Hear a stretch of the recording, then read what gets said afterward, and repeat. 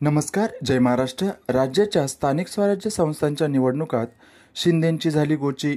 भाजपने केला शिंदेंचा करेक्ट कार्यक्रम. शिंदेसेना खिळखिळी.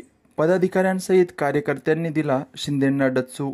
केला भाजपमध्ये पक्षप्रवेश. भाजपने केला शिंदेंचा मोठा गेम. काय आहे सविस्तर नक्की जाणून घेऊया.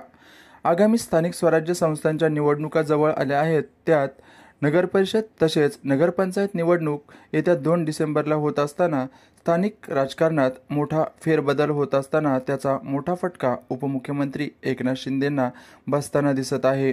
स्थानिक पातळीवरच संघटन हाच खरा पक्षाचा मजबूतीचा पाया समजला जातो आणि तोच पाया आता शिंदेंच्या सेनेचा ढासळू लागला आहे.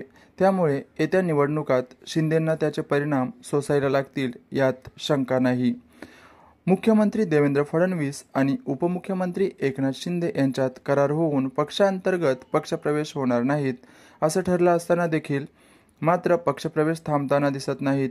छत्रपती संभाजीनगरमध्ये एकाच वेळी 500 पदाधिकाऱ्यांनी शिंदेंना सोडचिठ्ठी देत थेट भाजपमध्ये पक्षप्रवेश केल्याने शिंदेसेनेला मोठा धक्का बसला असून आगामी निवडणुका जड जाणार आहेत. त्यातच नंदुरबार जिल्ह्यात भाजपचे प्रदेश सरचिटणीस विजय चौधरी यांनी मोठी घोषणा करत नंदुरबार जिल्ह्यात आता शिवसेना शिंदे गटासोबत कधीही युती होणार नाही अशी स्पष्टोक्ती दिली आहे.